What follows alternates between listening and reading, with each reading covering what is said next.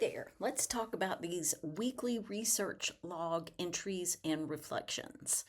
Um, okay, so beginning on during week 2, you'll have, I believe there's just one resource that you need to find and submit a research log for that. Um, Beginning on week 2, and then it runs through 719. So until almost the very end, you'll be researching your topic, which one would hope you would be doing. And each week you should submit one or two, depending on the week, sources. Now, let's talk about why. I think it's always good to think about the purpose of an assignment as well as, exactly what you need to do. One of the worst things to have happen when you're trying to do research is to misplace or lose or otherwise, shoot yourself in the foot. Any good sources, readings, videos, whatever it is that you found, you can't just do some research, leave a bunch of tabs open, and hope that this stuff sticks around. I say that as someone who regularly does that as a research approach. Please don't do as I do. Please do as I suggest. It's always smart to make sure that you keep up with what you find and why it matters. I can't tell you how many times I've gone back and looked at resources I found and thought, man, that's really cool. I can't remember why I wanted that. So, it's always good to make some notes. So that's what these log entries are intended to do. They're intended to help you track and organize your research. There are a number of different ways that you can do this without doing it with Word document or what have you. There's a great website called Zotero that I absolutely love, that I actually use, on a regular basis myself, even now. So, and it kind of like builds a database of your resources. And anyway, it's very handy. And if you have an intention to study something specific, if you're going to be in school for a little while, I strongly suggest that you go check out Zotero and maybe start using it now. I wish that I still had some of the things that I found during my research in grad school. It would have been super helpful to still have it. So anyway, this log is intended to help you keep track of what you find and why you thought it was important and what maybe you want to do with it as you move forward. You'll be submitting weekly research logs showing your progress on the efficiency and effectiveness of your research process. And this is a very, I guess, kind of loose assignment in terms of you don't have to do it in MLA. The only thing that has to be in MLA is the citation itself. When you create the works cited citation, that's the only thing that you need to really worry about as being in any kind of style.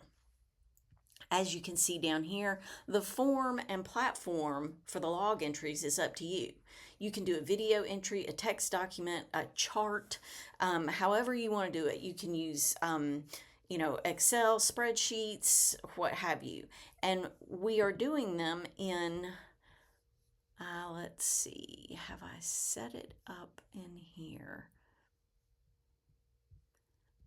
Let's see.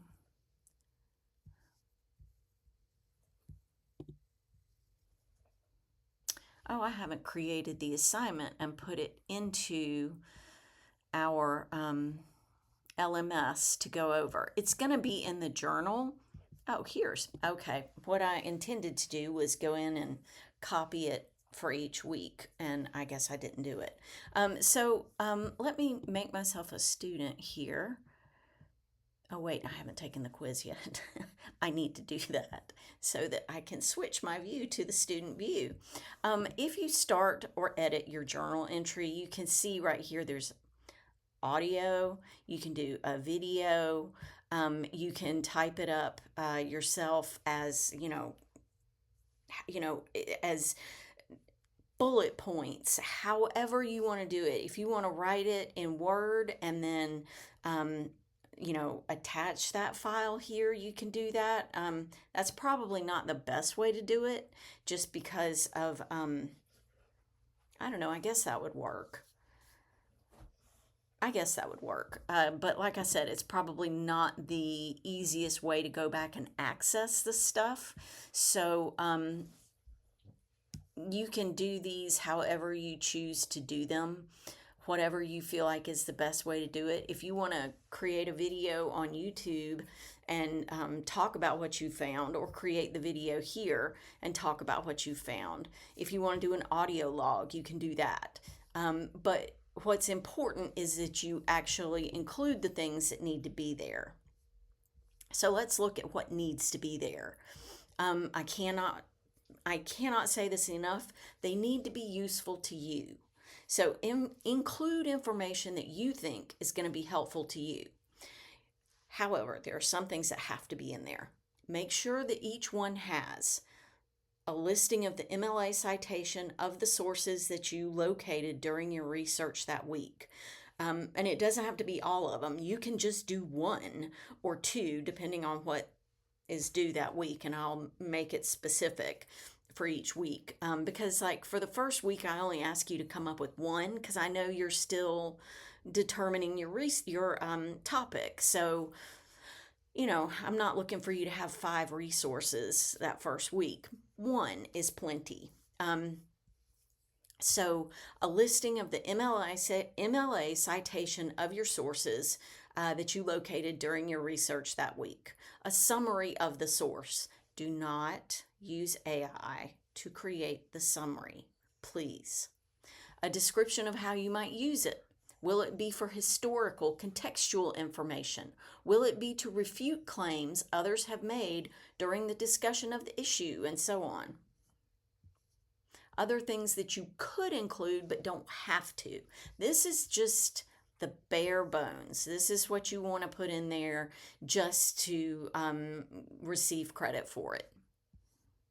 You can also include an explanation of your research process, which honestly, for that first one, you would be very smart to put that in there, just so that you can go back and see how your research process maybe changes over the course of the semester.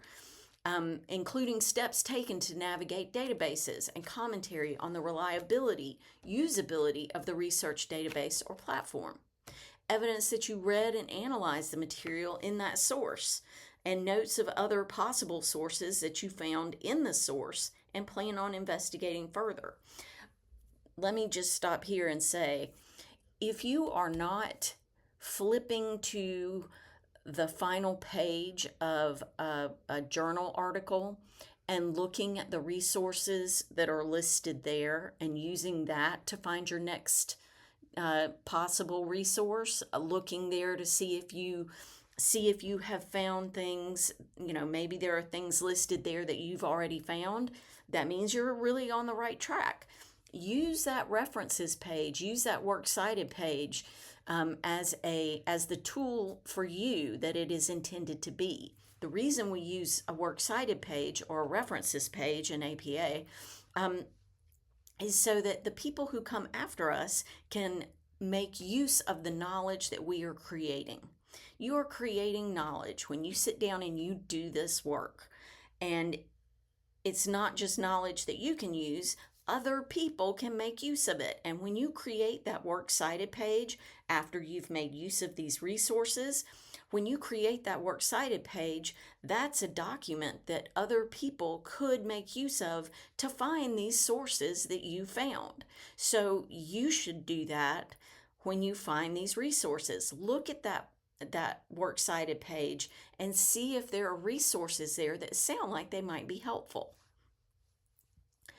A reflective note demonstrating your thinking about your progress towards short and long-term research goals, new techniques you learned, new resources you encountered.